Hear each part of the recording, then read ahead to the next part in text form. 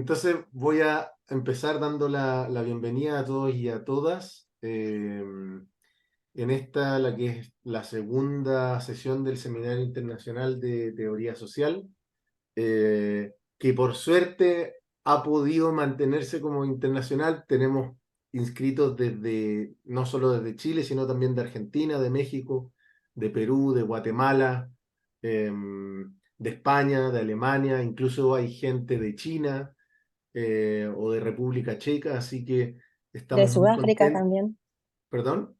Sudáfrica, presente. Sudáfrica también.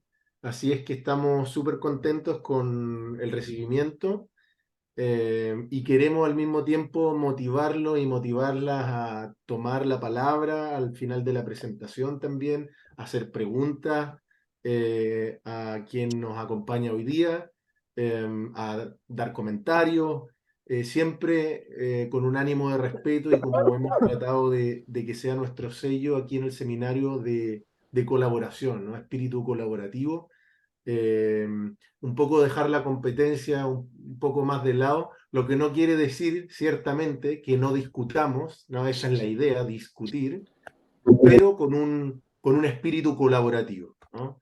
Así es que sin mayor preámbulo le doy la palabra a Romy, que va, además de todo lo que está haciendo, a ejercer la moderación hoy día. Y bueno, gracias Rafael.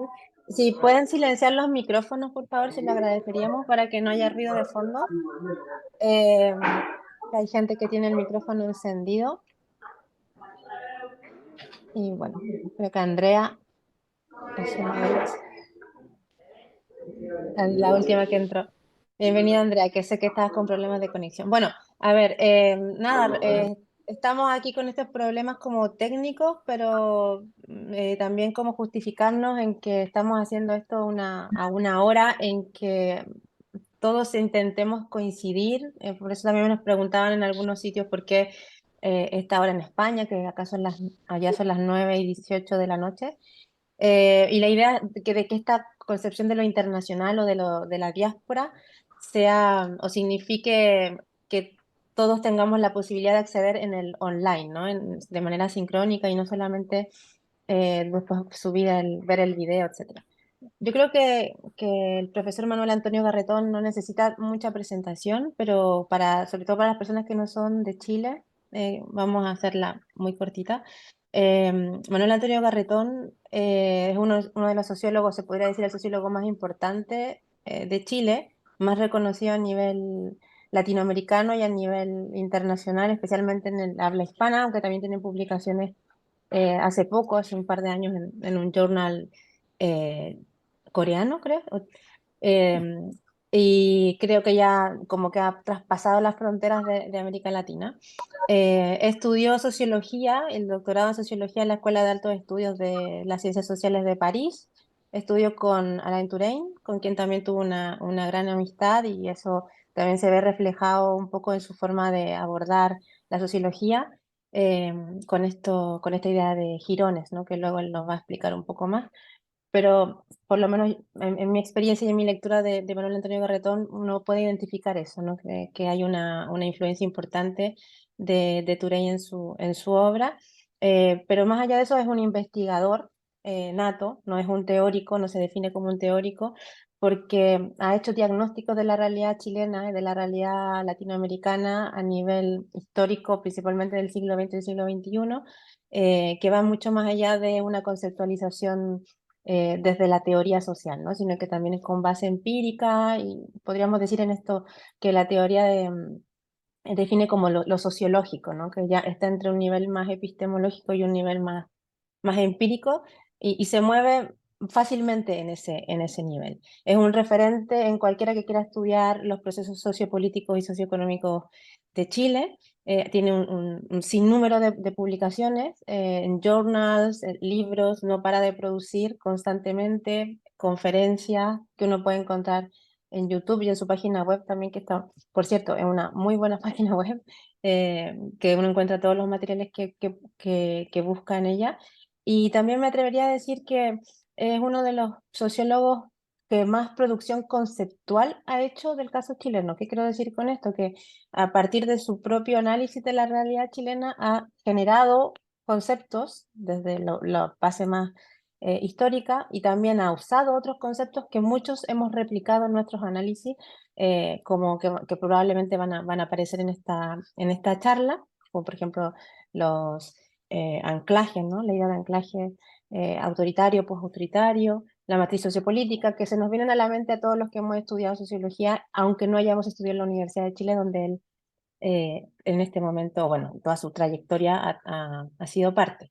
Voy a destacar esto porque él nos lo pidió, ¿no? Que él es profesor de la Universidad de Chile y que además tengo que decir también que fue Premio Nacional de Ciencias Sociales y Humanidades en el año 2007, si no me equivoco, y eso también ha permitido que su obra que pueda traspasar las fronteras. Por lo menos aquí en Barcelona es un sociólogo muy conocido, yo diría el más conocido, como decía, de Chile, y lo han invitado a varias conferencias por lo mismo, y para nosotros es un placer poder tenerlo aquí.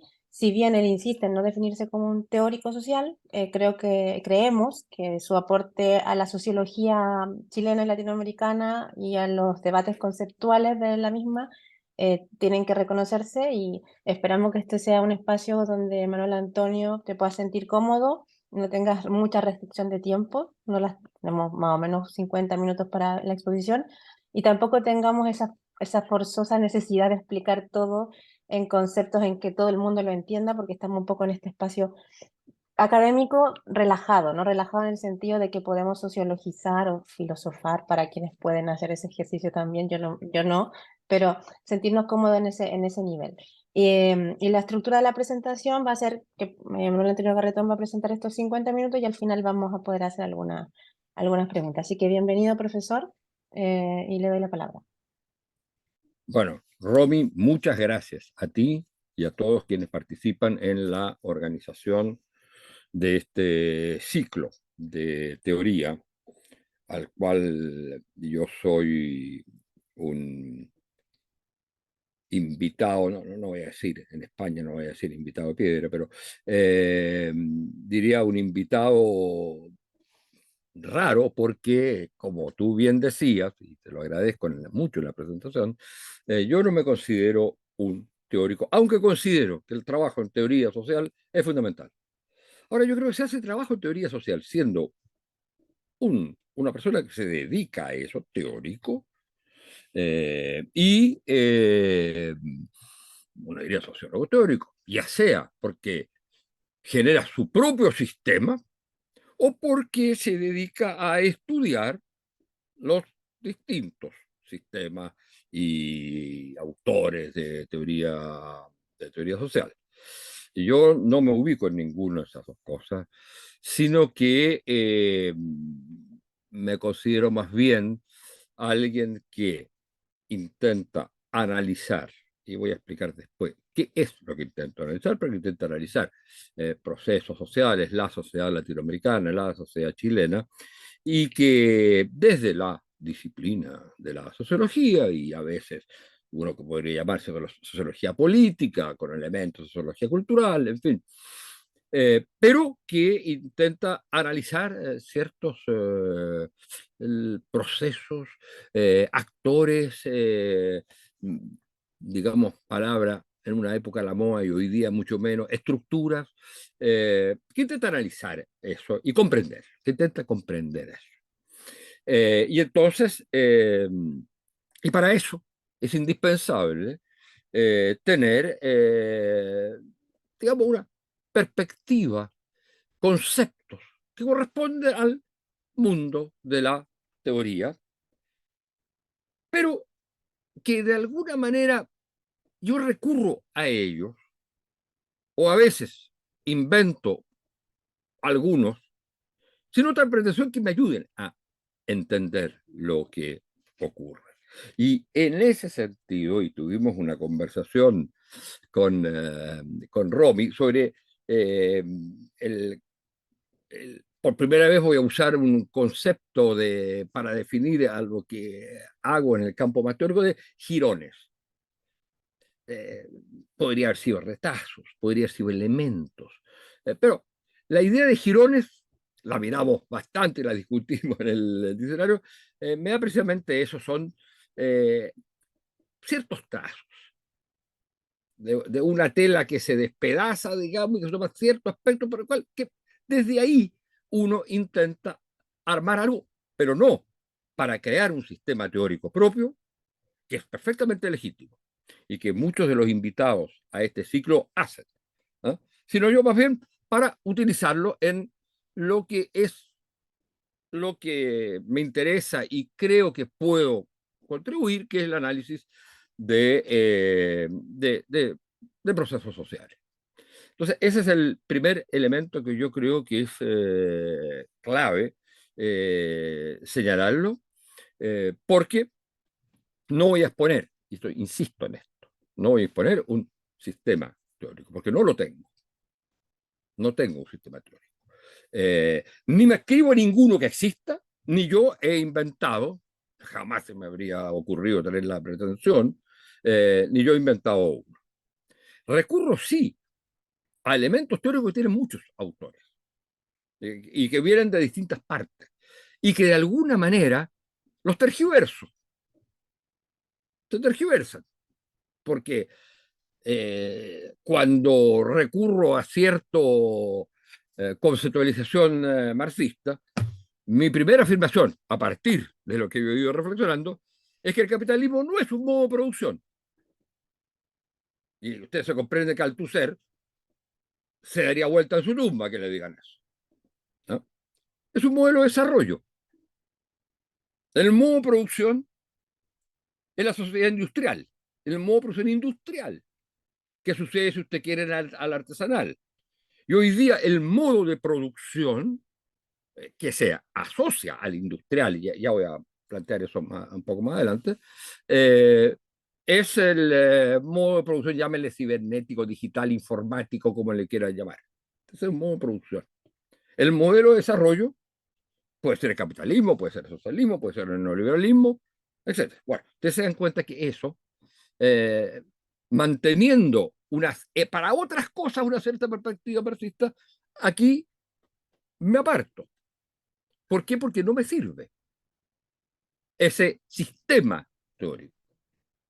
Lo que más se acerca a la perspectiva, y lo señalaba Romy, al tipo de cosas que me preocupan, a ciertos conceptos que utilizo y a las confusiones entre los conceptos que utilizo, ¿eh?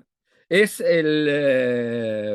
la perspectiva de Alain Touraine, que fue mi maestro y al cual sería la única persona en mi vida que reconozco como maestro, y en la cual, como bien decía Romy, había una relación que se fue forjando a través de los años, eh, pese a las diferencias, por supuesto, de estatus, de edad también, en fin, una relación que iba mucho más allá de lo propiamente académico. Bueno, entonces, lo que ese es el planteamiento general para que entendamos un poco en qué nivel me muevo y en qué nivel voy a y de qué manera voy a tratar de presentar aquellas dimensiones o jirones ¿eh? Que son más teóricos, que corresponderían más a una teoría, insisto, sin pretender ser una teoría y teniendo claro que precisamente porque son utilizados para pensar una situación y no son pensados en sí mismos, muchas veces dejan vacíos. Muchas veces arrancan de una conceptualización teórica sistemática, la sacan, como decía yo, los tergiversan, o de repente hay un concepto que me sirve, pero que puede tener enormes falencias si se le examina desde un lado mucho más, por ejemplo, de teoría pura o epistemológico, etc. Entonces, y en ese sentido, lo que voy a exponer parte de la base de decir, veo los conceptos teóricos y los los sistemas o protosistemas, en el caso mío, ni siquiera eso, eh, básicamente como algo útil. En ese sentido, la famosa frase de la teoría como caja de herramientas, aunque hay detrás una epistemología que no me gusta, pero digamos, me sirve. De modo que si el concepto o lo que voy a decirle les sirve para analizar situaciones, úsenlo. Y si no, lo dejan. Y en la medida que les sirva en un momento y después tengan que usar otro, habrá que hacerlo así. Bueno, entonces, ¿qué es lo que he tratado de comprender? Básicamente, yo diría, y ahí hay un problema, la sociedad chilena y la sociedad latinoamericana y sus procesos de transformación y los actores y sujetos que lo constituyen. De eso se trata lo que hago y para eso necesito ir desarrollando. Me he encontrado con problemas que las cosas estaban definidas de una cierta manera teóricamente, entonces que no me servían. Y el ejemplo más claro de eso es que cuando entramos, mi generación, digo mi generación, pero voy a hablar de mí mismo, entramos a la sociología, a la ciencia social, a hablar de esto, lo que podríamos llamar el momento fundacional de la sociología en América Latina, aun cuando también hay elementos de esto en la sociología universal, para entender la sociedad latinoamericana y chilena, había troncos teóricos instalados que tenían sus respectivos, si ustedes quieren, marcos analíticos, y de ahí se desprendía, además, metodologías, las preguntas de investigación.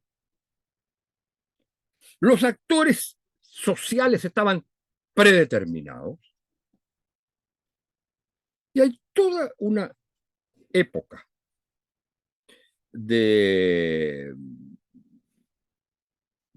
mi vida inicial profesional, sobre todo de mi formación, y luego de la vida inicial profesional, que se basa en analizar en la forma más original y menos dogmática posible. Se trata de analizar los procesos fundamentales de la sociedad, en qué consisten esas sociedades, cuál es su problemática, desde las perspectivas teóricas que nos daban, por un lado, el estructural funcionalismo, con todas sus derivaciones, desviaciones, etcétera, y con su marco analítico de la modernización, y por otro lado, el marxismo como tronco teórico, y básicamente en el caso nuestro latinoamericano, el marxismo estructuralista, o sea, lo que uno podría llamar, aunque no guste, estructural funcionalismo de izquierda, eh, pero con poca referencia, por ejemplo, a autores como Gramsci, como Lukács, o sea, a otras vertientes del marxismo. Pero digo, eso era lo predominante. Y con entonces el marco analítico para analizar América Latina desde el tronco teórico y Chile de la dependencia.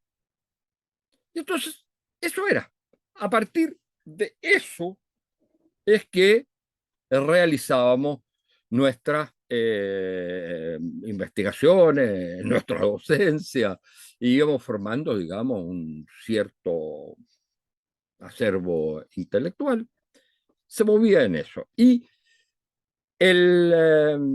por supuesto que también hay otro elemento que yo creo que es clave para entenderlo, que era la vinculación que va a existir, para bien o para mal, pero que va a existir entre la tarea de analizar procesos y la vinculación, la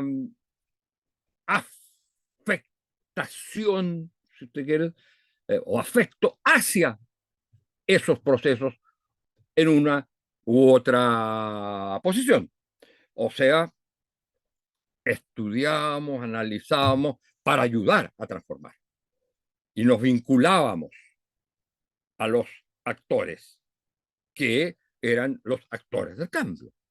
Y de hecho, era en un momento determinado difícil distinguir entre un curso que uno daba en la universidad, a edad bastante temprana como profesores, y la clase que dábamos en el centro de formación del partido al cual pertenecíamos el día sábado en la mañana. Y también era difícil distinguir en los programas de los cursos, los programas ya de la malla curricular, ¿eh? Donde teníamos, por ejemplo, en la segunda parte, el capital 1, el capital 2, lucha de clases y tal cosa, lucha de clases y reforma agraria, en fin, bueno, digo, entonces lo que quiero decir es que teníamos un marco teórico, una teoría que en un primer momento fue la modernización, que en un segundo momento, funcionalismo, modernización, procesos de cambio de los actores capaces de hacer el desarrollo, y en el otro, vinculación a los procesos de cambio de los actores capaces de hacer el cambio radical, la revolución en cualquiera de sus fórmulas. Y esa es la marca de fábrica, digamos, de lo que hacíamos. Ahora, hay una cosa que yo creo, y señalo este último punto para señalar que cuando se produce, por lo menos para algunos, en mi caso, la ruptura y la búsqueda de nuevos marcos conceptuales.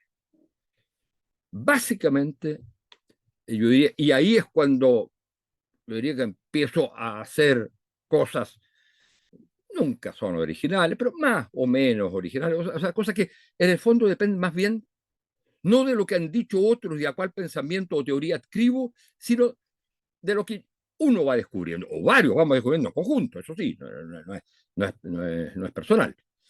En el momento de la gran derrota. Y hago esta, digamos, relación, porque estamos en Chile, se discuten dos cosas hoy día. Uno, los 50 años,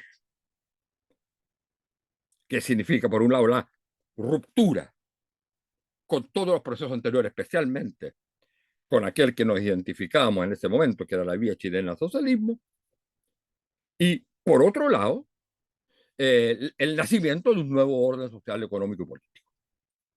Entonces, en ese momento, yo diría que a partir de eso es que uno puede decir, bueno, ahí tengo algunas cosas que he escrito que pueden servir a ser. Lo de antes también puede ser, pero era mucho más versiones personales de un esquema ya establecido, ¿eh? Y de un paradigma, de uno u otro paradigma establecido.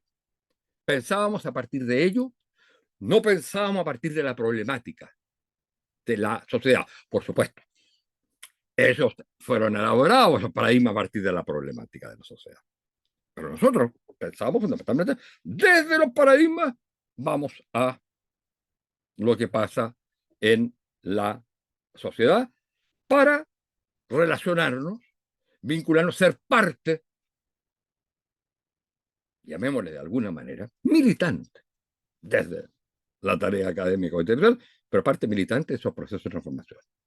Bueno, ocurre que esos procesos de transformación, ese proceso de transformación, en general, los de América Latina, fueron derrotados. No vamos a entrar en ese análisis. Fueron derrotados, sí, pero también detrás de toda derrota hay algún componente de fracaso.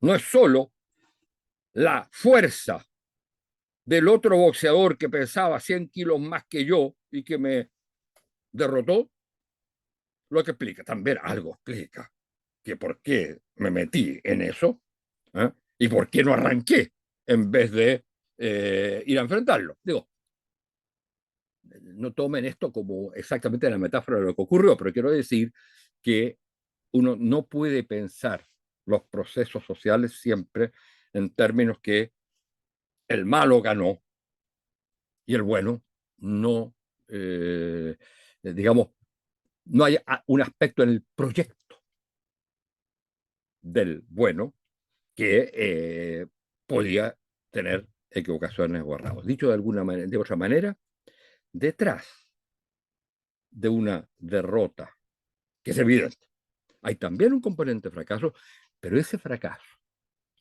no es solo del, en términos de haber sido derrotado en el conflicto, sino que es el fracaso también de las categorías con las cuales se pensó el proceso.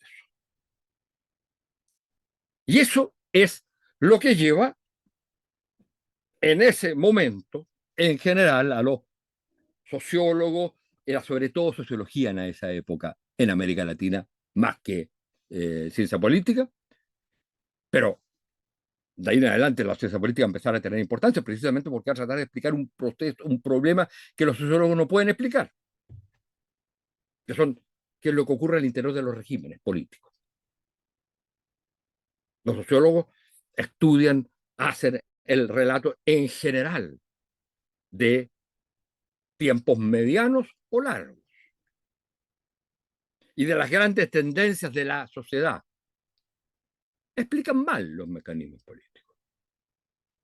De hecho, los sociólogos no estudiaban, y con razón desde el punto de vista de la sociología, no estudiaban partidos políticos en América Latina. Los sociólogos no estudiaban militares en América. Estudiaban procesos, eso es lo que saben hacer. Entonces, bueno, digo, va a venir, vamos a todos transformando un poco en politólogo y después va a crecer la formación en ciencia política. Bueno, pero entonces ahí es a partir de eso es que empezamos a pensar, bueno, hay que reconstruir las categorías con las cuales pensamos los procesos. Y también nuestra relación con el mundo de los actores sociales con los cuales nos identificamos, pero que tenemos una tarea distinta a la que hacen ellos. Necesitamos una cierta distancia para comprender y ayudar en esos procesos. Lo que implica esa famosa frase que me parece magnífica de Turén, ser solidarios y solitarios. Es decir, entender que tenemos que comprender lo que ocurre, el enjeu, el contexto, lo que hacen los actores sociales, que podemos y tenemos la responsabilidad de no pasar con una flor en la mano en el campo de batalla, como decía un antiguo autor, sino que hay que tomar partido, sí, pero hay que tomar partido distante, no identificarnos, porque no, si no nos transformamos en ideólogos.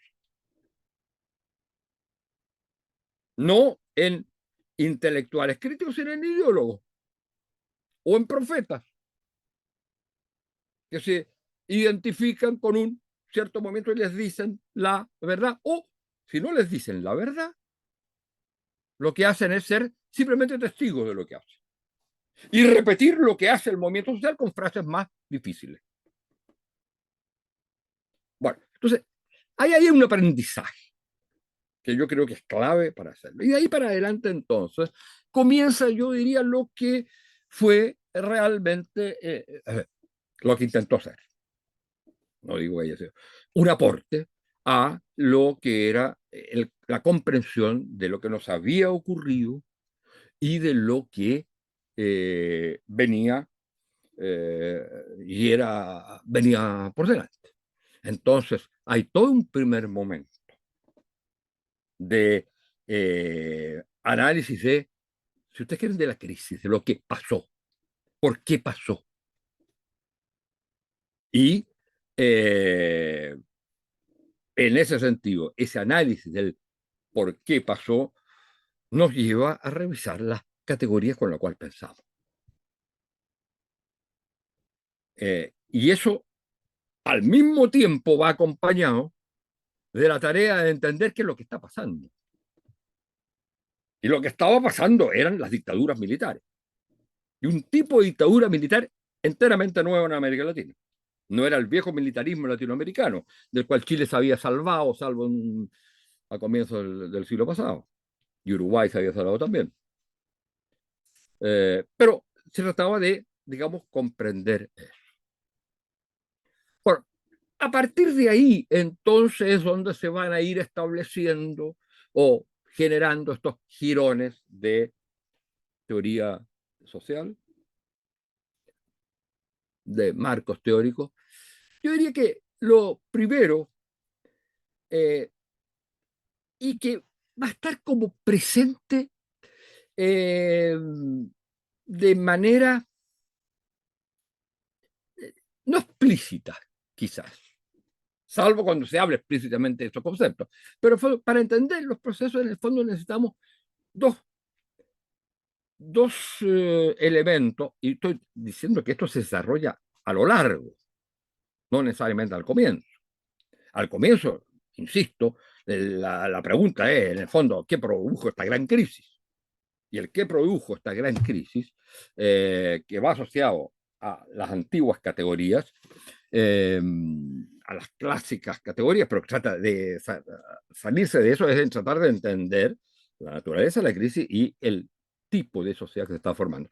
Pero a lo largo, lo que nos damos cuenta, nos vamos dando cuenta con Girones, es, por un lado, de qué sociedad hablamos cuando hablamos de América Latina. Y cuando hablamos de nuestro país, ¿qué es esta sociedad? Y ahí yo diría, desde mi perspectiva personal, hubo dos componentes que parecieron útiles. Todo el primer momento, más bien el análisis de qué es lo que pasó en la crisis y qué son estas dictaduras. Y ahí, básicamente, lo que vamos a intentar es una conceptualización bastante de teoría de alcance medio, que son estas nuevas dictaduras. Y ahí va a haber conceptos nuevos ¿eh? Que no se habían utilizado hasta entonces. Yo diría, respecto de la crisis previa, el déficit de las ciencias sociales y el déficit de las izquierdas de haber pensado bien la relación entre régimen político, o sea, democracia, y las transformaciones. ¿Y por qué? Porque se pensaba que el concepto de régimen político era una parte de las transformaciones que entraban en el proyecto de transformación. Si se decía socialismo, el socialismo iba a ser democrático. No hay nada, esa era la gran frase, no hay nada más democrático que una sociedad socialista. Y no es cierto. Son cosas que corresponden a algo distinto, lo que implica pensar, bueno, pero la sociedad, el régimen político, el régimen y la política propiamente tal, necesitan un espacio ontológico distinto de lo que es cultura, aunque esté totalmente mezclado, distinto de lo que es economía, distinto de lo que es la organización propia de las relaciones sociales, lo que llamamos sociedad civil o si ustedes quieren, simplemente lo social. Y entonces y había que pensar, digamos, de alguna manera también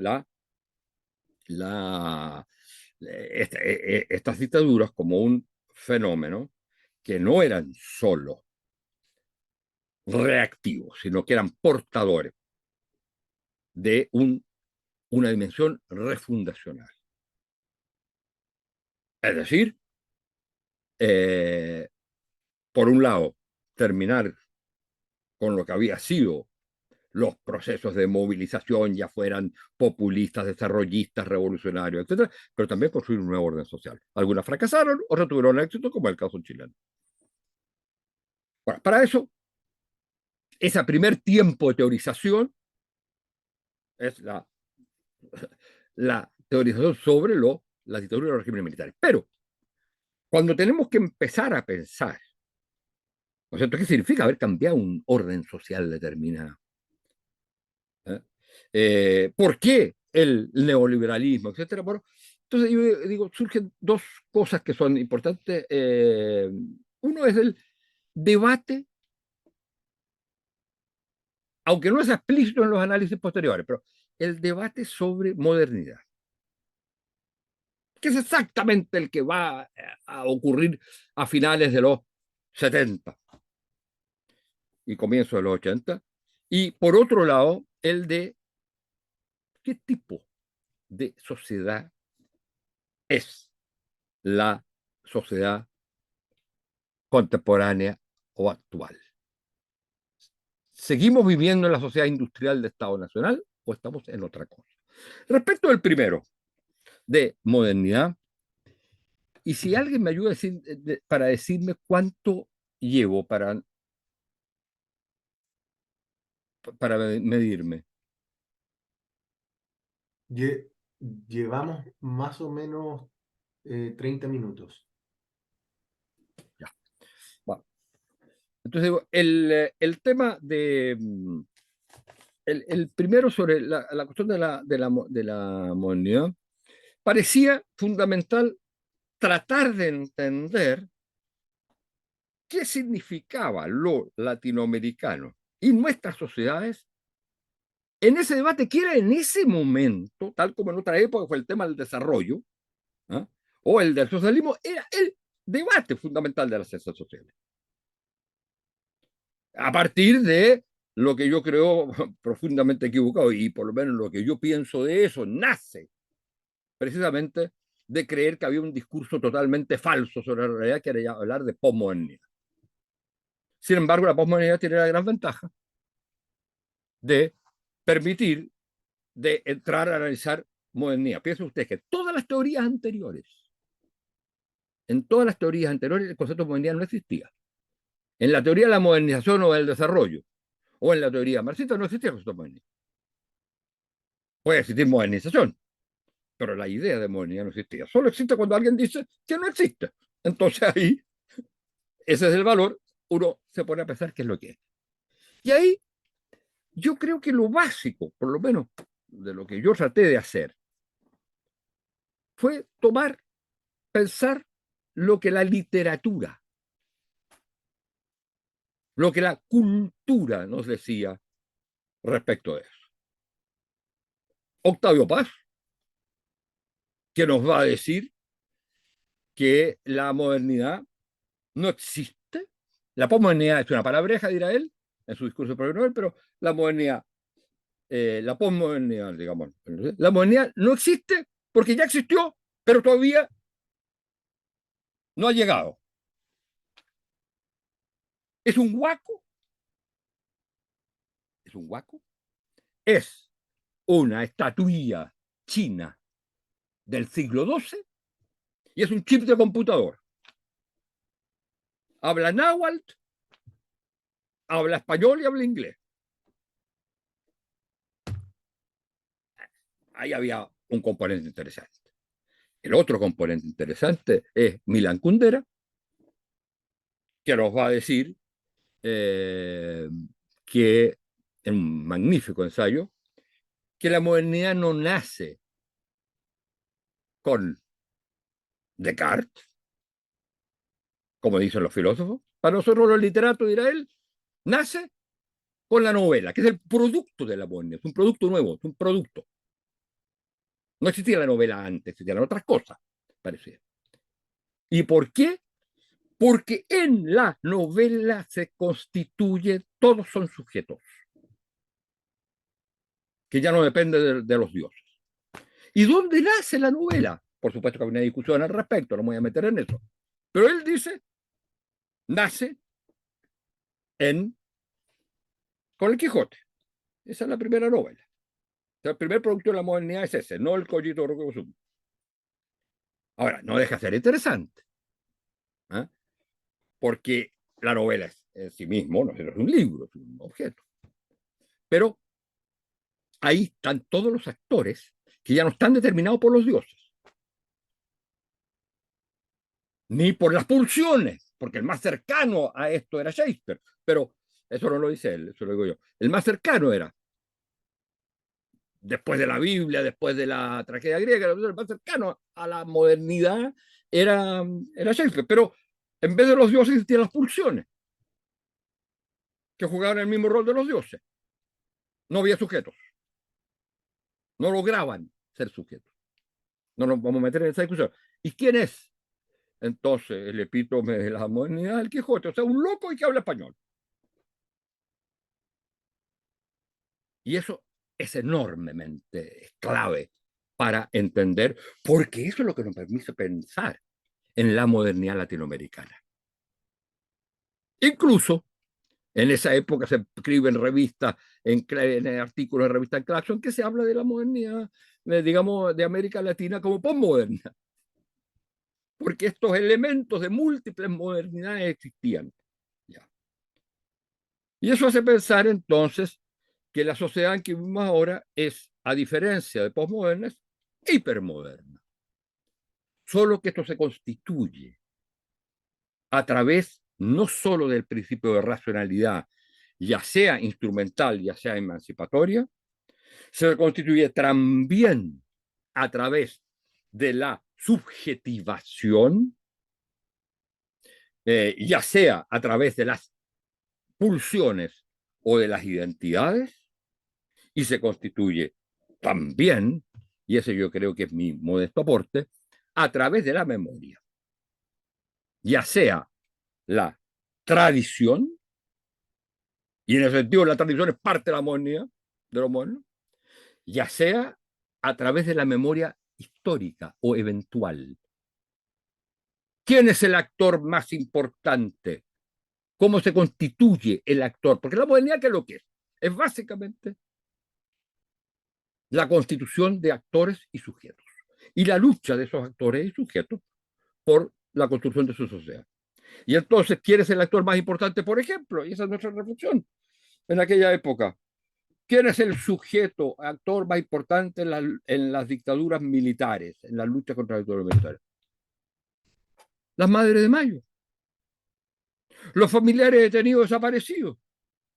¿Y cómo se constituye? ¿A partir de qué principio? ¿Racionalidad? ¿Cogito ergo sum? No. ¿Pulsiones? Tampoco. Memoria. Y entonces, esos tres componentes, su combinación en un espacio cultural, económico, político y de organizaciones sociales, su relación constituye los distintos modelos de modernidad.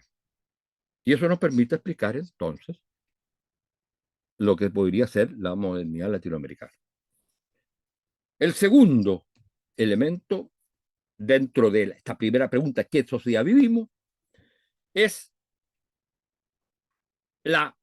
precisamente lo que señalaba yo antes sobre modelo de desarrollo, modelo de producción, etc. Pero, ¿qué tipo de sociedad es la que tenemos? ¿Qué tipo de sociedad, más allá, digamos, del régimen político en ese momento, pero cuál es la sociedad, qué tipo de sociedad tenemos en la cual, por ejemplo, la gran mayoría,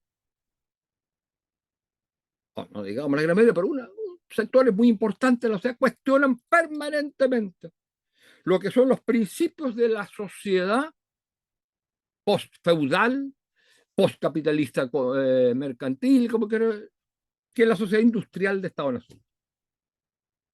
Y entonces la idea que, por supuesto, ha sido desarrollada por muchos otros, pero muchos otros nos hablan de sociedad líquida. Ahora, cuando usted dice sociedad líquida, lo que está diciendo es que no sabe en qué está. En ese sentido, yo diría francamente, más que sociedad líquida, yo hablaría de sociedad viscosa. Es mucho más viscosa que líquida nuestra sociedad. Pero en fin, no nos metamos en esa discusión. Lo que quiero decir es que hay una, y eso es lo interesante, que hay una interacción, hibridación en distintos niveles de desarrollo entre un tipo societal, que es la sociedad industrial de Estado nacional, ya sea formas capitalistas, socialistas, lo que sea, cualquier fuera su modelo de desarrollo, y otro tipo societal, pero que no es una sociedad dual, sino una sociedad híbrida. Y el otro tipo societal es lo que podemos llamar, ¿no es cierto?, la sociedad, en un primer momento se llamaba postindustrial porque no teníamos un nombre. Uno le llamaba sociedad del riesgo, otros le llamaban sociedad global, otros le llamaban después sociedad líquida. Bueno, lo que hoy día ya podríamos llamarle quizás sociedad digital, informática, algunos le llaman de la comunicación, pero digamos, donde el modo de producción es distinto. Y al mismo tiempo, se trata de una sociedad post-industrial, llamémosle, pongámosle el nombre que queramos, lo que cada uno le quiera dar, o sociedad informática, pero globalizada. Ya no es de Estado nacional. Ninguno de los dos tipos societales existe en su forma pura. Ninguno existe solo. Sino que las sociedades histórico-concretas son, la palabra es mala, y nunca he encontrado una buena palabra para eso, son mezcla, amalgama, yo no diría combinación, porque combinación supone, lo que yo recuerdo de la química que estudié en el colegio, supone cantidades determinadas de uno u otro elemento. Aquí lo que tenemos son sociedades híbridas, de dos tipos societales que a su vez traen arrastrando otros tipos societales. La sociedad industrial del Estado Nacional tiene también en algunos países, según su nivel de desarrollo, sociedad campesina o elementos de sociedad agraria. Pero lo que tenemos es eso. Y eso significa entonces que los ejes de las dos, el eje de la sociedad industrial del Estado Nacional, los ejes eran la política y la economía. Y de ahí salen los actores sociales. Y los ejes de la sociedad postindustrial globalizada, los ejes son la cultura y lo social. Y si no, díganme lo que son las redes. Que no son nada de social, por supuesto, pero son virtuales, pero si quiere, son las nuevas formas de relación social. Entonces, en esa, lo que tenemos es esa combinación que se da, por supuesto, de maneras distintas, esa mezcla, hibridación de estos dos tipos societales, en la cual los actores principales de una todavía existen. El elemento constitutivo central de la sociedad industrial de Estado Nacional son las instituciones, lo que implica jerarquización, lo que implica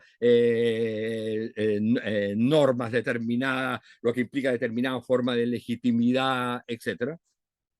Y no tener instituciones o ser lejano y distante es una patología que se llama anomia y la gente se suicida por eso, según nos dijo la sociología. En cambio, la ausencia de instituciones, no digo en la sociedad histórica concreta, pero tomamos el tipo social en términos de tipo ideal aislado, lo analizamos en sí mismo, la ausencia de instituciones no es la patología, es lo normal. En las relaciones afectivas, el matrimonio o el divorcio en la sociedad postindustrial globalizada, no importa nada, no existe. Se va creando a través de una ética de la intersubjetividad, que es mucho más complejo. Bueno, digo, entonces ahí, ese era el segundo elemento que, digamos, conceptual. ¿Qué tipo de sociedad? Dentro del primero, que es qué tipo de sociedad. El segundo era el marco, la cuestión, ahora, ¿cómo analizamos nuestra sociedad? Y ahí la idea fue salirse de los dos grandes esquemas que existían hasta entonces, ¿no es cierto?, que habían sido el estructural funcionalismo con su teoría de la modernización o del desarrollo, o, digamos, secularizado del estructural funcionalismo, la temática del desarrollo, o por el otro lado, digamos, el marxismo y la teoría del cambio socialista y básicamente la teoría de clase, etc. Entonces, y pensar un esquema que nos permitiera entender las transformaciones, los procesos y proyectos de transformación y los actores fundamentales. Y en ese sentido, lo que comencé a hacer e hice después, más adelante, con distintos autores, con 4 o 5 autores que escribimos 2 libros sobre ese tema, es la idea del concepto de matriz sociopolítica. ¿De dónde nace eso? Fíjese que nace de un problema, como todas las cosas que yo hago, digamos, o en la cual me ha tocado participar.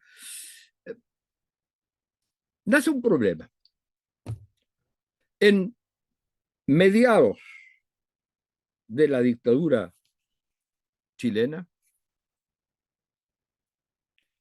la pregunta cuando ya se produce la dictadura argentina es, miren, ¿por qué razón a los 6 meses, en Argentina se produjo una huelga en la clase obrera? Una huelga nacional, partiendo por ferrocarriles, a los 6 meses de una dictadura. ¿Y por qué? En Chile nunca hubo una huelga nacional. Y obviamente, como dirían los economistas, ceteris paribus, la represión. Porque nadie podría decir que la razón es la represión. Porque en Argentina hubo tanto o más represión que en Chile. Es porque, ¿qué es lo que era la clase obrera en Argentina? La clase obrera en Argentina era autónoma y era clase obrera peronista. Y el peronismo identificado con la nación. Que lo que era la clase obrera en Chile era Partido Socialista y Partido Comunista. En un esquema de partidos. Entonces, a partir de esa idea, lo que importa es cómo se constituyen los actores sociales. Para poder explicar. ¿Y cómo se constituyen los actores sociales? Se constituyen, y aquí es complicado este tema, y tiene, por supuesto, muchos temas que un buen teórico podría, digamos, decir, mira, ¿sabe qué? Todo esto no sirve para nada. Yo le diría, sí sirve. Puede ser que teóricamente sea muy poco ortodoxo y que tenga enormes vacíos y ripios. Eso sin duda. Pero sirve. Si yo llego a decir que en un país se actúa de esta manera porque el actor está constituido a través de estas dimensiones, estoy explicando algo. Y entonces el planteamiento ahí es decir, bueno, mire, hay una, y si podemos ponerlo rápidamente, si se puede. Bueno, Profesor, quedan alrededor de 10 minutos. ya. Entonces voy a tratar de ir lo más rápido posible. Entonces, a partir de este concepto de matriz sociopolítica, la idea es que los actores sociales la producen, la viven con sus conflictos y la matriz sociopolítica produce actores sociales también. Si ustedes quieren, esto nos salva el famoso problema de estructura y sujeto, ¿eh? O estructura y actor, digamos, en que hay muchas teorizaciones al respecto.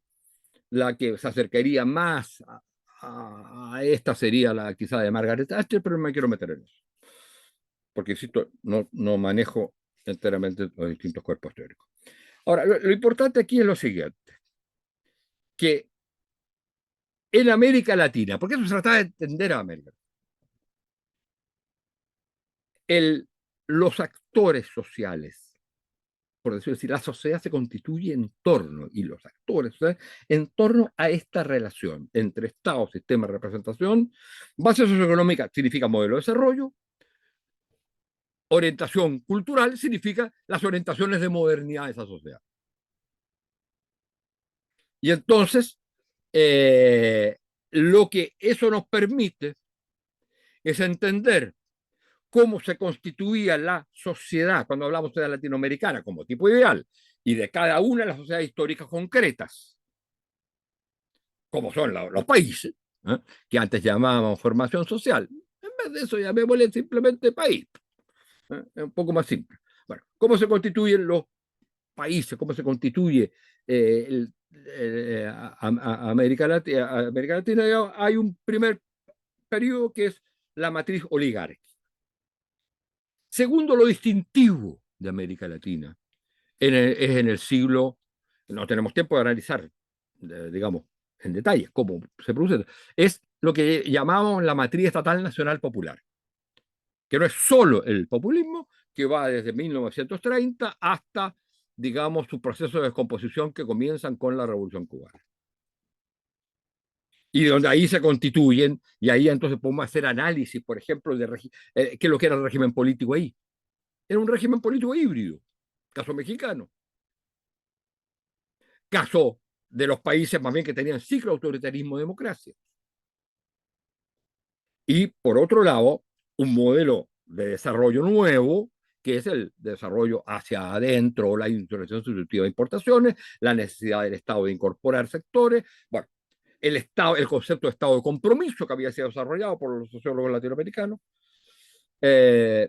Y esta es la matriz estatal de la nación popular que va de alguna manera a erosionarse en la década del 60, por un lado, por los intentos de transformación hacia una sociedad socialista, y por otro lado, digamos, la proyección revolucionaria, y por otro lado, la necesidad de los sectores dominantes y conservadores, digamos, ligados a Estados Unidos, de revertir los procesos propios de la matriz estatal nacional popular.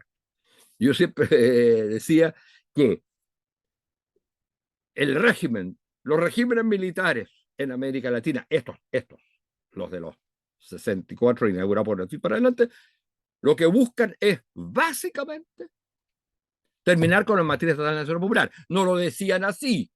No hay ningún discurso de Pinochet en que diga, mira, quiero terminar con la matriz estatal nacional popular. No. Pero era nuestra conceptualización. Se trataba de eso, ese era el enemigo. Porque era una matriz que se constituye no a través de la economía, no a través de la dominación legitimada por la religión, como en el siglo XIX en muchos países, sino que se constituye fundamentalmente a través de la política. Y con una relación directa entre política y actores sociales. A la matriz sociopolítica estatal, nacional, popular, le va a suceder o se va a mantener en algunos países, como el caso mexicano, por ejemplo, o le va a suceder el intento de construcción de una matriz autoritario neoliberal. Eso fracasa en el momento de la, digamos, en las dictaduras de Uruguay y de Argentina. La de Brasil es un poco más compleja en ese sentido y tiene su éxito en la chilena. De modo que las luchas contra las dictaduras que van a poner por primera vez en América Latina y en las ciencias sociales de América Latina el tema de la democracia como tema central. Eso nunca lo fue, ni en la conciencia de los actores sociales, ni en los intelectuales. Entonces, porque en toda matriz sociopolítica, y es un elemento fundamental, que quiero decirlo aunque me salte lo otro que viene, la idea es que responde la construcción de este dibujo, ¿eh? La construcción de esto por parte de los autores responde a una problemática histórico-estructural.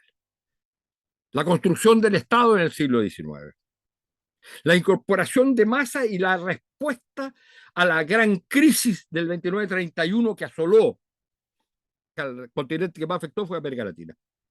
Y por lo tanto que hay que incorporar masas que se trasladan del campo a la ciudad, etcétera. Todos eso lo sabemos. Entonces, esa es la problemática histórico-estructural. Estructural. Y detrás de la problemática histórico-estructural hay un concepto o proyecto o contraproyecto que en las ciencias sociales podríamos llamar lo que algunos autores han llamado el concepto límite. O sea, aquello que se trata de estudiar, pero también el principio, Wallenstein diría utopista, no utópico. El principio de superación. Y en torno a eso es la lucha de los actores. Y lo novedoso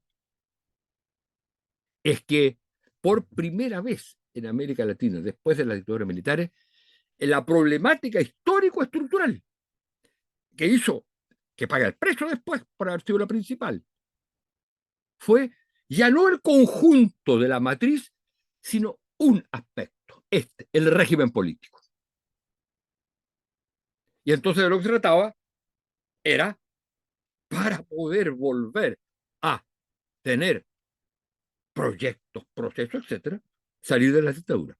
Y eso hace que tanto de las ciencias sociales como del mundo intelectual, como del mundo de los actores sociales, este pase a ser algo que nunca fue valorado en sí mismo como un valor en sí mismo. Y como la condición de cualquier otro tipo de transformación. ¿Cuánto me queda para terminar? 2 minutos. Ya, entonces voy a saltarme muchas cosas. Bueno, pero me interesaba señalar aquí otra cosa, que de esto surge también una cierta reteorización de los actores que se constituyen de esta manera, pero sobre todo de un tipo de actor que tiene una enorme importancia, digamos, incluso si uno piensa comparativamente respecto de otros países, que es el tema de los movimientos sociales. Y los movimientos sociales, entonces, lo interesante es que el concepto me permite a mí la idea de una cierta forma relativamente estable organización social que busca transformar o el conjunto de la sociedad o una parte de ella, se constituye en esta matriz. En cada una de estas matrices se constituyen movimientos sociales distintos. Y lo importante es que hay, por un lado, lo que uno podría llamar un movimiento social central, que es el que expresa el principio utópico de transformación de de lo que hemos, digamos, de la problemática histórico-estructural. Y hay movimientos sociales. A la salida de la dictadura, movimientos sociales, digamos, plural. En la época de la dictadura se constituye originalmente, un movimiento social central que es el que apunta al término de la dictadura. Es el movimiento de derechos humanos. Y luego se llamará movimiento democrático, en que hay muchos movimientos de todo tipo, movimientos sociales. A la salida de la dictadura, en cambio, y hoy tenemos una cantidad enorme de movimientos sociales sin un movimiento social central. Entre otras cosas, porque pareciera que no hemos definido, que no hemos encontrado y quizás no lo encontremos.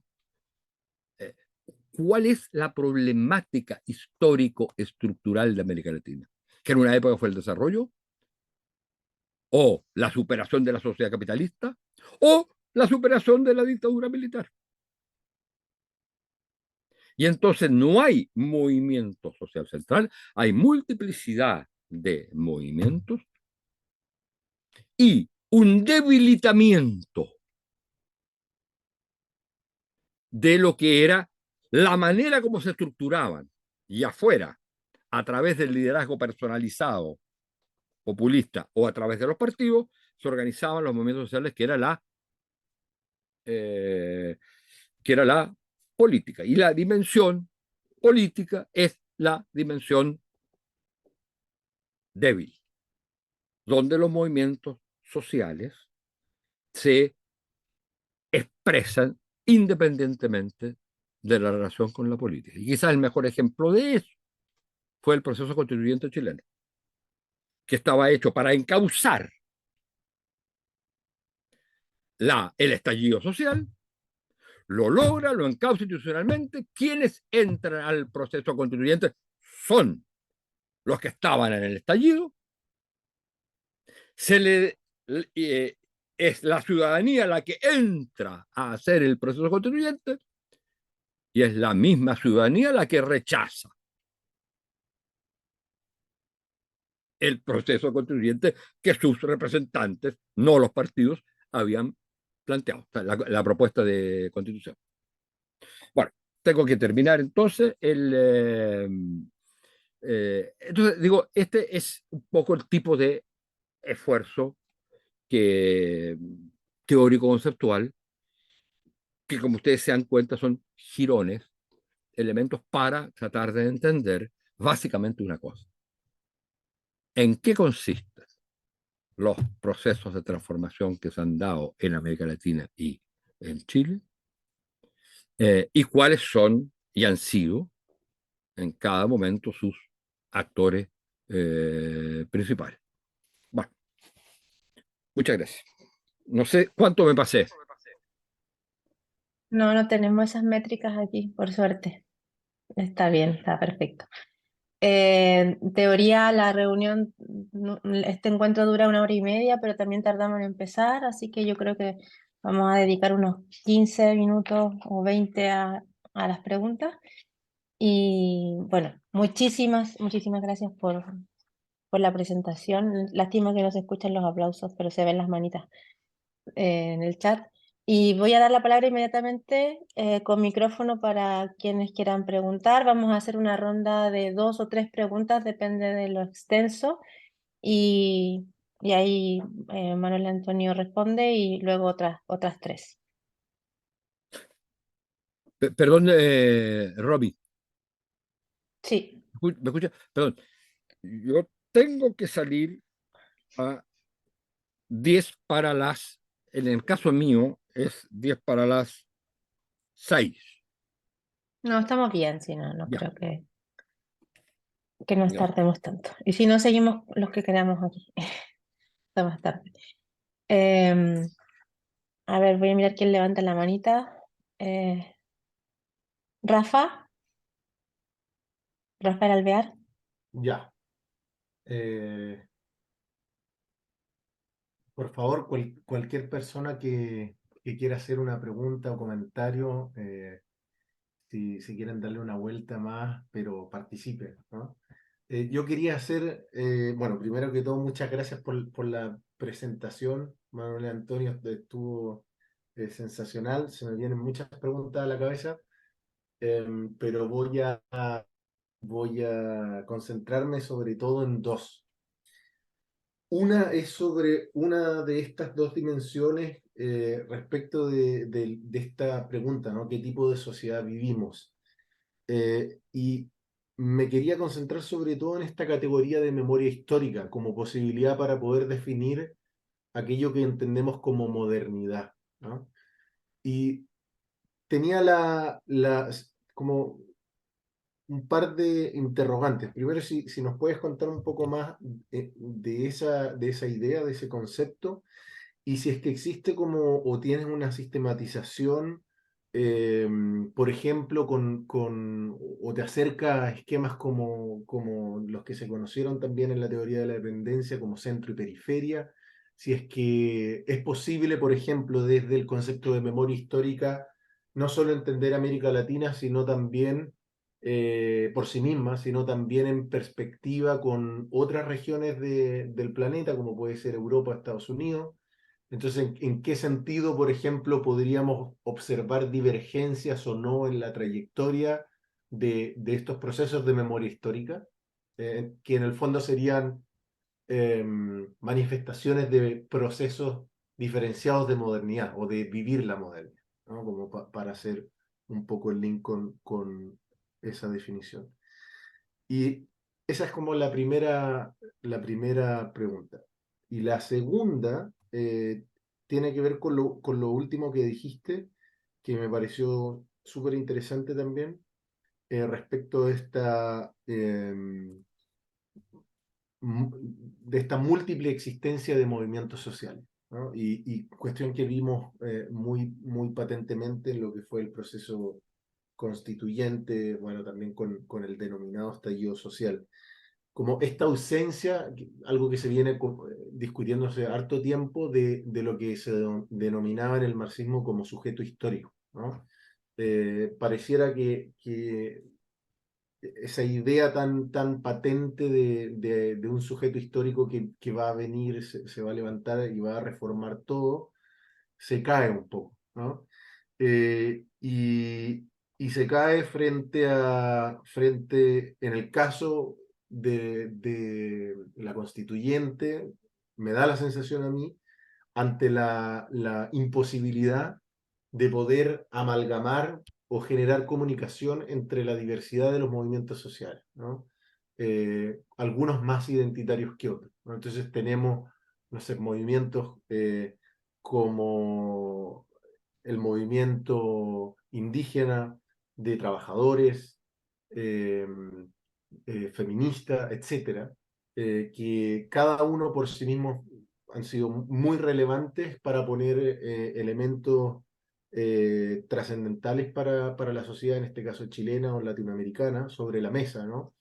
Y, y da la sensación de que no se pudo amalgamar esa estructura. Entonces, la pregunta respecto a esto último es, ¿ves alguna posibilidad, si es que compartiese este juicio, de generar un amalgamiento, una comunicación más transversal, de manera de no necesariamente construir un sujeto histórico renovado, ¿sí?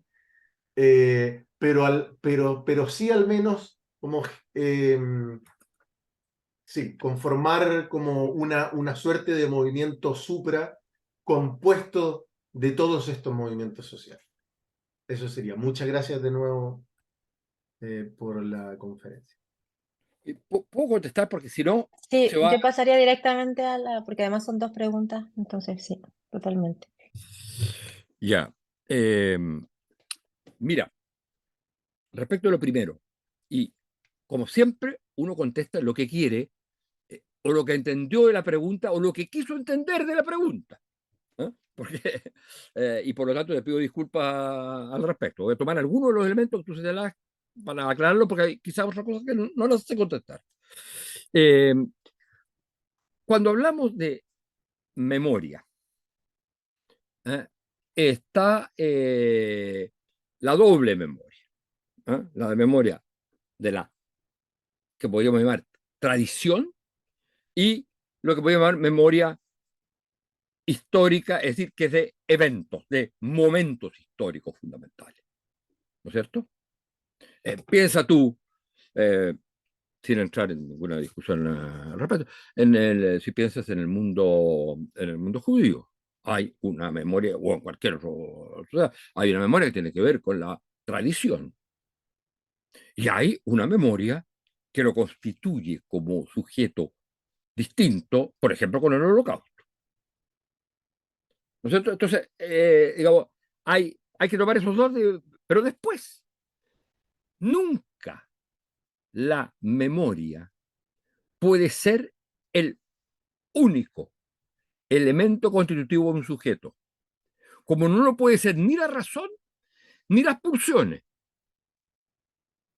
En el primer caso, si es solo la razón, lo que tenemos es el robot y la tecnocracia como el único sujeto posible. O el fanático, cuando se trata de la razón emancipatoria. Si tenemos el segundo, la pulsión, lo que tenemos, por ejemplo, es el sujeto estrictamente shakespeariano, o sea que es pura pulsión, ya sea que se va al diablo el pobre porque solo se guiaba por el amor, o que destruye al resto porque solo se guiaba por la maldad, como Ricardo III. Bueno. Y en el caso, si es solo la memoria, hay el magnífico cuento de Borges, que ilustra el sujeto que se constituye solo a través de la memoria, que es Funes el Memorioso, que termina suicidándose. Entonces, digo, lo importante es, y cada sociedad funde de maneras distintas esto. Entonces, en ese sentido, yo creo que ese es el primer aspecto que hay que tener en cuenta. Y por supuesto que si aceptamos eso, y hay sociedades, por ejemplo, en que la racionalidad instrumental, no la emancipatoria, es la que predomina, combinado, por ejemplo, con un determinado tipo de memoria. Es un tipo de modernidad. Hay determinados tipos de actores.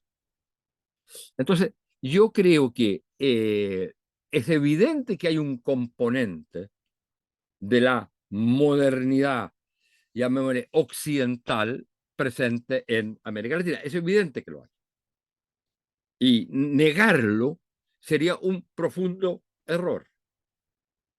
Pensar que esa es la base, yo creo también es un error.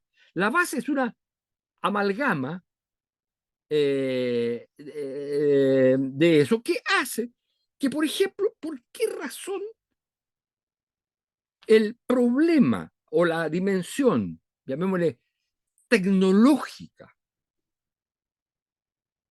es tradicionalmente débil en América Latina? ¿Por qué la dificultad de eso? Se puede explicar por la pobreza, pero no solo por eso. Hay etos distintos.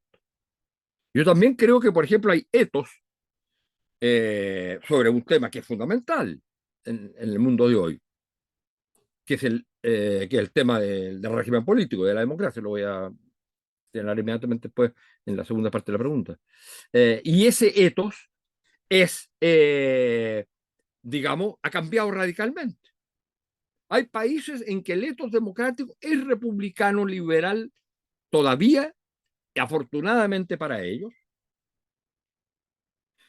En los países latinoamericanos es el etos, básicamente, yo diría, que ha predominado. El etos liberal republicano solo comienza con las dictaduras a ser predominante. Básicamente era el etos o comunitario o igualitario. La democracia es igualdad, por lo tanto el etos llamémosle socialista. Comunitario es un sujeto, el que vive la democracia, ¿eh? Y entonces no hay momento más democrático para Bolivia, por ejemplo, en otra época, que en la Asamblea Popular de Torres. Y no había momento quizás más democrático para Argentina que el momento del peronismo, aunque eso no fuera estrictamente el régimen democrático. Entonces, digo, hay etos que cada sociedad tiene en forma distinta y que hay que, de alguna manera, respetarlo. Yo diría que hoy día el etos latinoamericano de la democracia, que también está presente en otra parte del mundo, pero que se mezcla con los anteriores en el caso chileno, no en el caso latinoamericano, menos con el liberal republicano, es el etos de la autorrealización de la democracia entendida como ¿por qué adhiero a la democracia? Porque me permite hacer lo que quiero. Y si no me permite hacer lo que quiero, no me gusta. Es un hecho enteramente distinto, que es básicamente generacional. Bueno, entonces digo, esa es mi reflexión sobre la primera pregunta. Sobre la segunda, aquí hay un problema que yo creo que tú le apuntas exactamente como al problema, pero yo creo que la salida es distinta.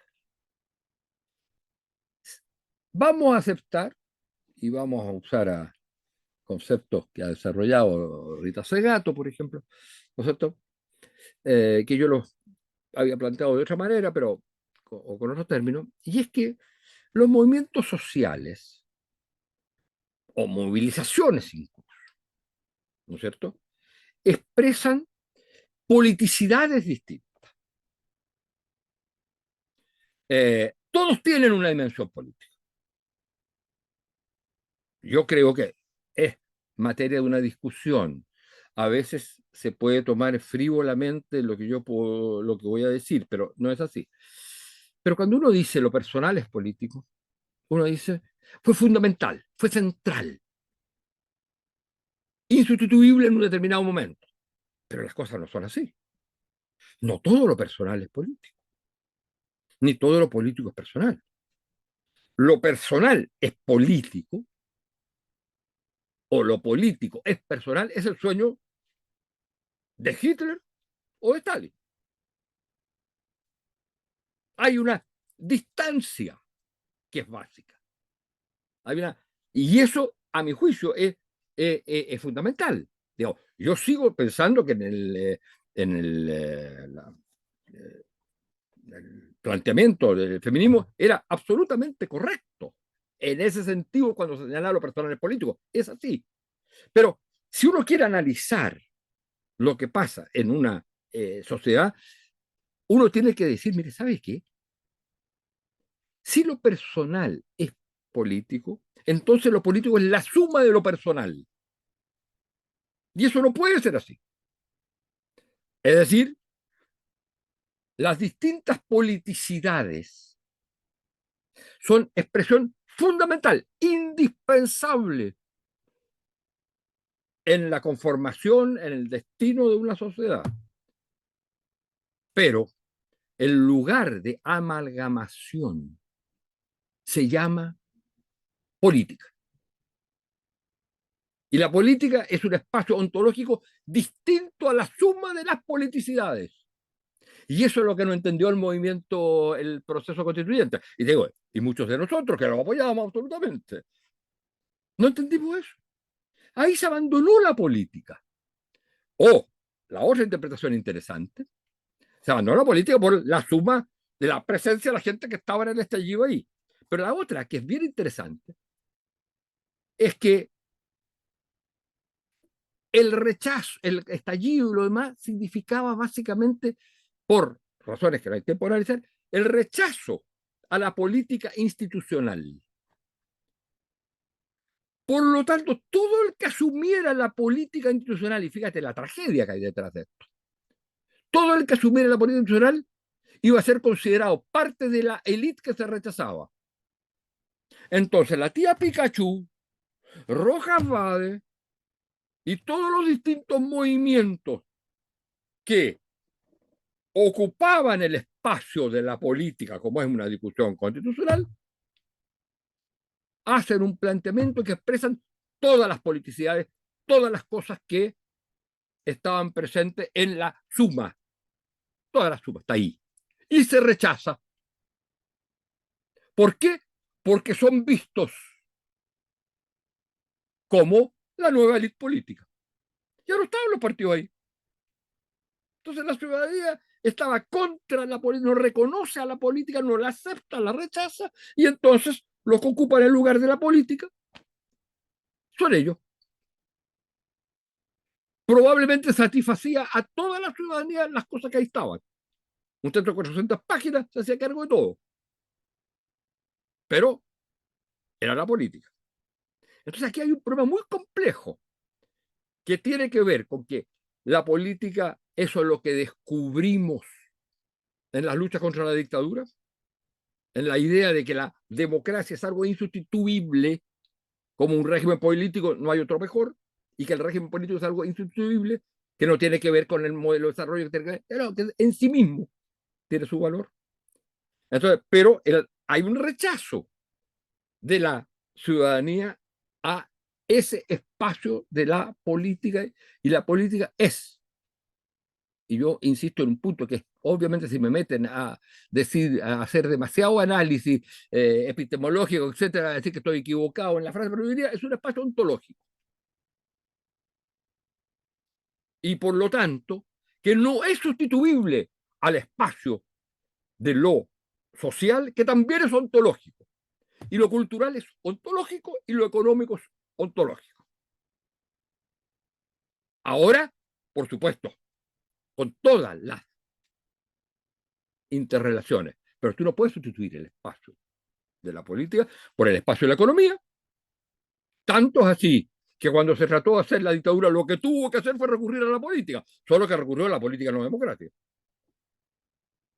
Pero si no, no entra en los Chicago Boys, si no lo decide el Führer del momento, que era Pinochet, que expresaba la política, claro, política autoritaria, pero en la política democrática, el espacio de la política es insustituible. Y el problema es que vivimos en tipos de sociedad, y por eso yo usaba esa, analizaba la sociedad postindustrial globalizada en relación a la sociedad industrial de Estados Unidos, en que la política no es un eje de la sociedad. En la sociedad postindustrial globalizada la política no lo es. Lo son la cultura y la relación social. En el otro era política y economía. Y por eso los actores privilegiados eran los partidos, las clases sociales, el Estado. En cambio aquí no. Y eso es un problema. Ese es un problema, digamos, que no está a mi juicio, resuelto. Pero que es evidente que hay que pensar en que hay un momento en que lo político, que es lo que se rechaza, porque lo político se expresa en las instituciones, en este tipo de sociedad, pero que lo político es indispensable. Si no tienes esta gran paradoja, la sociedad se rebela contra las instituciones. Las instituciones le dicen a la sociedad, decidan ustedes. Y la sociedad que entra a las instituciones la sociedad le dice, no nos gusta lo que nosotros mismos decidimos que se hiciera. No lo queremos. ¿Cómo? Esa es la realidad. ¿Cómo la resuelve? ¿Cómo la analiza? ¿Te das cuenta? Y yo creo, no quiero, yo creo que aquí había una tragedia. Si no hubiera estado la tía Pikachu, Rojas Vade y todos los elementos que estaban en el estallido presentes en el proceso constituyente, no habría habido legitimidad del proceso constituyente, deberíamos tener estallido permanentemente. Desde el momento que lo estuvieron, no había solución posible a través de la constitución que hicieron. Ese es, tu amor es el acero, como diría Rubén Darío, que si lo quitas me matas y si lo dejas me muero. Misma tragedia de la época de la Unidad Popular, pero con otro contenido. Sin acuerdo con el centro, no era posible que no hubiera un desencadenamiento de un golpe provocado por Estados Unidos, por la derecha, etc. Tenías que ser mayoría para hacer una gran transformación. Para eso tenía que haber alianza centro-izquierda. Si tú tenías alianza centro-izquierda, se dividía la izquierda. Y la democracia cristiana también, y tampoco tenía. Hay momentos trágicos en la vida política.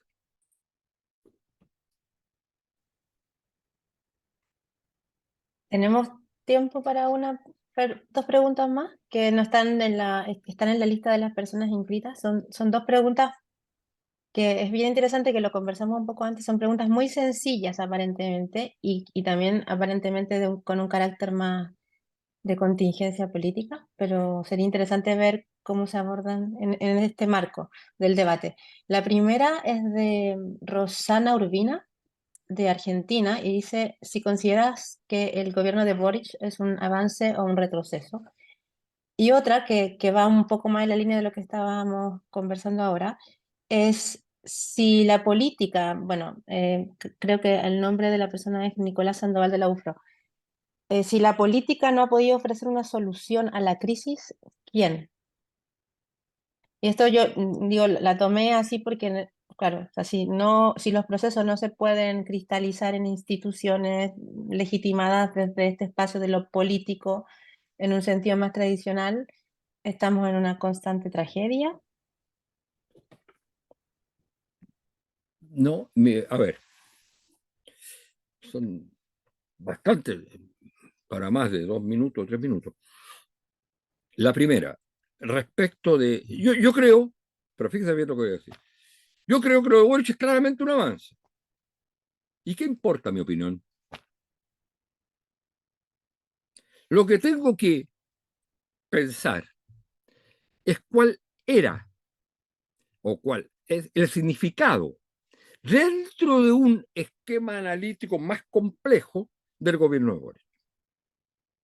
Y entonces lo que hay que pensar es que estábamos en presencia, y esto muy rápidamente digo, estábamos en presencia de un proceso o proyecto en ciernes de transformación semejante como fue el proyecto de transformación, para nada igual en el contenido, pero la vía chilena socialismo. Ese era un proyecto de transformación. El proyecto neoliberal de la dictadura era un proceso de transformación, regresivo, todo lo que se quiera, negativo, pero era un proceso de transformación de las estructuras sociales, económicas, etc. La democratización política era un proceso de transformación, solo que referido al régimen, nada más. Y por eso paga los precios que paga después. Y se empezaba desde 2012 a anunciar un proceso de transformación que tenía y que se va a tener una expresión principal en el estallido y después en el proceso constituyente, que apuntaba a transformar, uno, el orden económico social que generado por la dictadura apenas, es decir, también, digamos, reformado por los gobiernos de la concertación, pero no superado ese orden económico social. Eso era el rechazo del estallido, pero también ahí había un rechazo a las élites y por lo tanto la búsqueda de un nuevo orden político. En eso consistía el proceso de transformación, que terminaría la época post-dictadura, digamos. ¿No es cierto? Ese proceso, ahí estaba. Y ese proceso de transformación tuvo dos cauces, dos elementos, digamos, dos ejes, cauces, como usted quiera. Uno, el proceso constituyente, fracasó. El otro, gobierno de Boric, gobierno minoritario para realizar las transformaciones que quiere realizar y donde producto de esto, se produce la posibilidad de existencia de un proyecto de regresión no autoritaria, sino democrática, dentro de lo democrático, pero de regresión al tipo de sociedad de la dictadura, pero sin dictadura, que es el proyecto de los republicanos. Eso es lo que está en juego. Entonces, en ese sentido, por supuesto que en ese momento el gobierno de Boric era un avance necesario. Si no, la crisis habría sido mayor. Pero estaba relacionado con el componente proceso constituyente. Y de hecho, la gente cuando votó, mucha de la gente que votó contra el proceso constituyente estaba contra el gobierno de Boric. Y ya tenemos ahí el 44%. Ya tenemos 44%. El resto es los 5 millones nuevos que entraron. La segunda pregunta, ¿cuál era? Preferiría que hiciera la pregunta Gerardo, si hay una segunda pregunta. Gerardo, puedes activar el micrófono, que la haga el mismo. No, porque había una. Sí, pero es que justo había intervenido Gerardo antes, Ah, entonces perdón. prefiero y yo no vi la.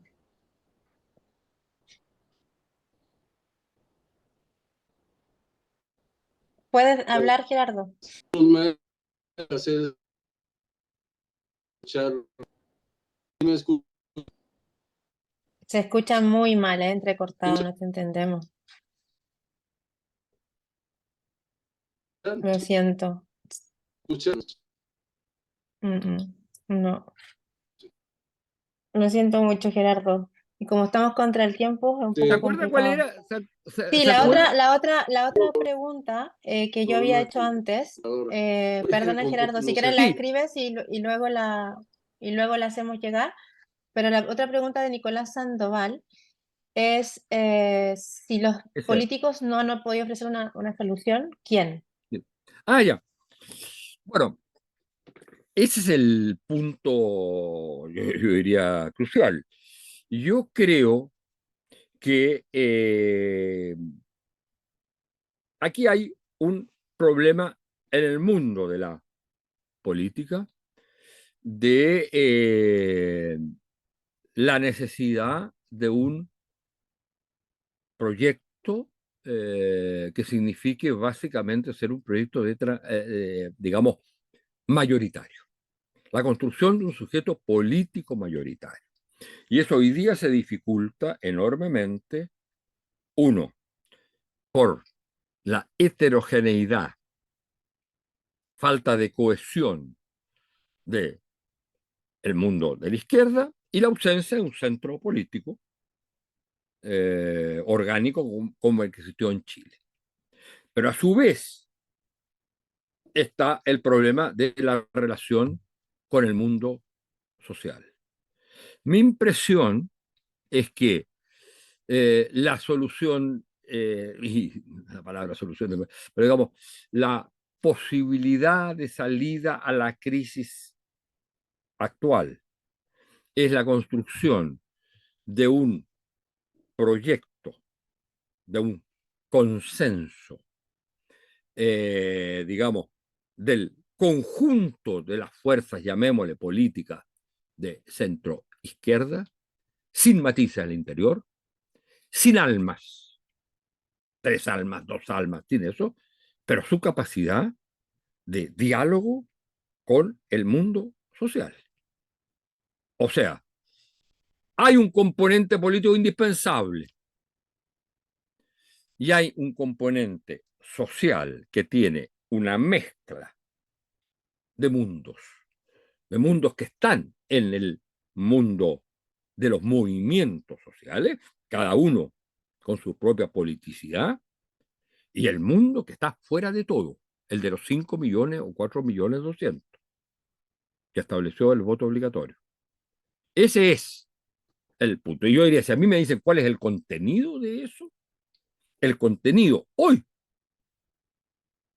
es evitar a toda costa la instalación de un movimiento, de un proceso de restauración conservadora, lo que implica el más amplio de los consensos posibles.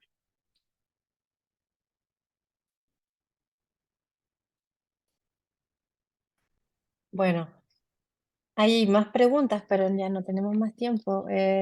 Simplemente volver a agradecer, Manuel Antonio, por esta fascinante presentación. Además, ha sido muy interesante escucharte en como otro espacio de debate, ¿no? Otra forma de debatir con quizás más tiempo, con otro lenguaje más asociado quizás a tus clases. Yo no fui tu estudiante, pero sí alguna vez asistí a alguna clase. Y nada, muchísimas gracias. Luego, para los que quedaron ahí con las preguntas, se las vamos a hacer llegar al profesor por si tuviese tiempo entre sus actividades de responderlas. Y los dejamos también invitadas a la próxima conferencia. Muchas gracias Oye, a pero todas. antes que nada, yo quiero agradecerle a usted esta oportunidad, la acogida bueno, uno no ve a la gente, pero supone que ha sido, por lo menos de parte de los organizadores y supongo que también del público, por las cosas que hay en la presión, ha sido una acogida muy, muy agradable, me he sentido muy bien y ha sido una posibilidad, como tú bien decías, de hablar más o menos libremente, sueltamente, pero pensadamente, sobre estas cosas que uno a veces tiene que exponer en términos mucho más, como tú bien lo decías, mucho más formales y sujetos a ciertos tipos de reglas. Aquí, en cambio, ha habido la posibilidad, digamos, de pensar. Y son ustedes los que me han ayudado a pensar. Y muchas gracias. No, gracias a ti. Y bueno, nosotros como organizadores, felices de que se conecte gente de todos lados y ojalá podamos seguir con esta iniciativa. Así que los invitamos y las invitamos a compartir los póster y el formulario y todo esto, porque la idea es llegar a toda la diáspora de los investigadores latinoamericanos que estamos por ahí tratando de seguir en nuestros temas, a pesar de que en los países en que estamos no muchas veces son prioritarios, sobre todo los que estamos por acá por Europa. Así que gracias a todas y nos vemos. Buenas Muchas noches. gracias.